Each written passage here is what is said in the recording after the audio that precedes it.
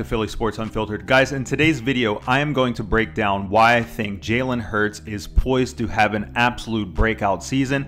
We're going to look at hard details, hard facts of how this guy has improved year by year.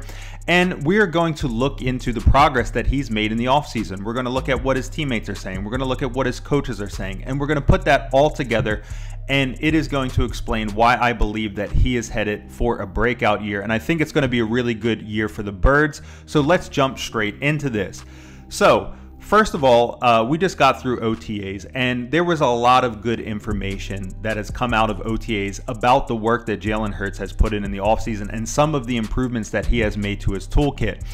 And if these things hold to be true beyond OTAs, we are going to be looking at, I think, what is going to be shaping up for a really, really good season for the Birds. So let's get straight into it.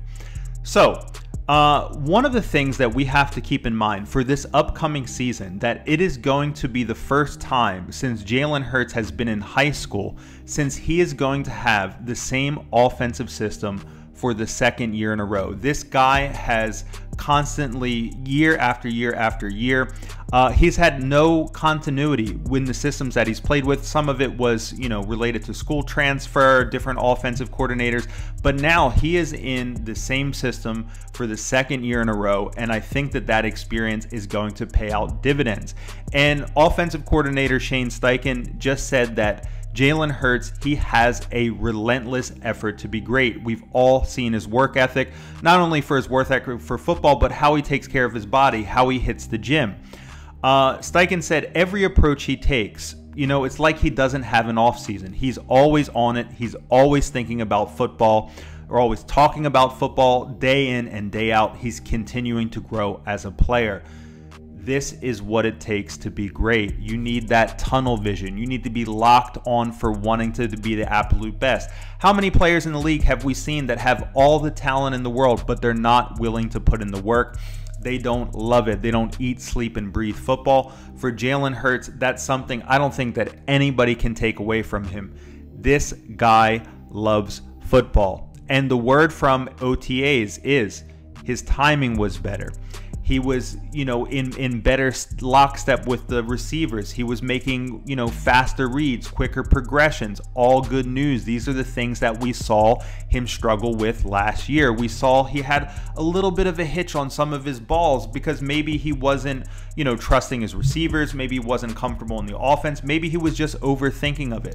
But everything that's coming out is those things have improved, at least so far. Now, let's get into what Nick Sirianni has said, because Nick Sirianni has also been effusive in his praise of Jalen Hurts. He said, the reason we know Jalen is going to continue to get better is because of the character, and the football character and the personal character that he has. He's just the type of guy that's going to reach his maximum potential because of all the off-field qualities he has. I've also noticed a crispness on the drops. It's been his fundamentals. The fundamentals have improved, and he's really worked hard on that. So again, reiterating, we all know all the intangibles. Jalen Hurts is going to work harder than anybody. He loves the game. He's going to put in the work. Whatever his potential possibly could be, the man is going to reach it because he's going to put in the work. But on top of that, that hard work, it's not enough. He has seen improvement. He's more crisp. His footwork is improved. He's making better reads.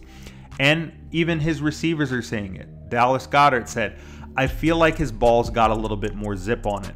He's getting it out a little bit quicker, and you kind of see a 1-2-3 throw. He doesn't have as many hitches, and he's seeing the game faster, which is really promising. For me, this was the biggest thing that I saw. What did I see from Jalen Hurts last season when he was struggling? He had a little bit of a hitch on his release. He was pausing, whether it was due to a lack of confidence, lack of connection, crappy receivers that we had last season, whatever it was, you saw a little bit of hitch in his release. He wasn't releasing the ball quickly and decisively enough in a lot of moments. And Dallas Goedert, if you saw his press conference, this just wasn't some quote. He was beaming at this press conference when Goedert said this. Okay, Goedert was like, look, this guy, he's throwing harder, he's making quicker decisions. It's all lining up. And that has pretty much been, the overall word on Hurts. Feet look better, ball's coming out stronger, ball's coming out quicker, making better reads, all good things to diagnose. But now getting into the data part, for me, when we're looking at a player's development, the best predictor of what we're going to see the future, we look to the past. And if we see a player that has consistently gotten better over his career, we can expect that that player is going to make some strides in the future as well. I'm going to give you the opposite example. Let's look at Ben Simmons, right?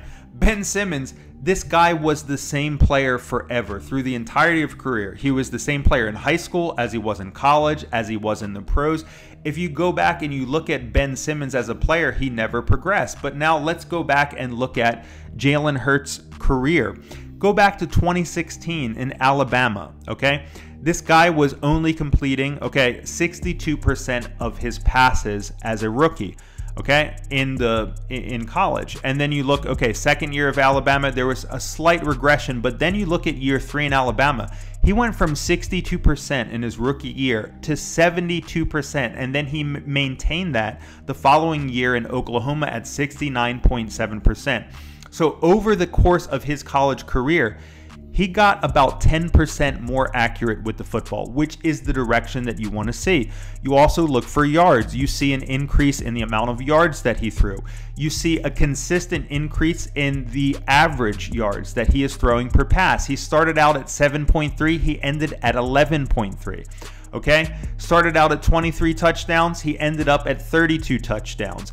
And his interceptions went from 9 in his rookie season and reduced down to 8. Obviously, he had a 1 and a 2 in there, but overall, he's been really good at catching the football. So overall in his college career, what do we see? A quarterback that got more accurate, a quarterback that on average started being able to throw the ball on average for a greater distance, a quarterback that increased his touchdown ratio and that maintained a good touchdown to interception ratio throughout his entirety of his career. So it looks good. All right, we have 4 years of evidence of college football. We see positive growth. So what happened when he got into the NFL?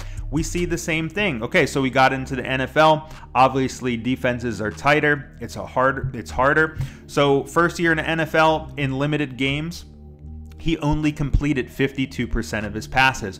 1 year later, after having a couple of starts in his belt, in his first full year as a starter, he completed 61.3%, okay?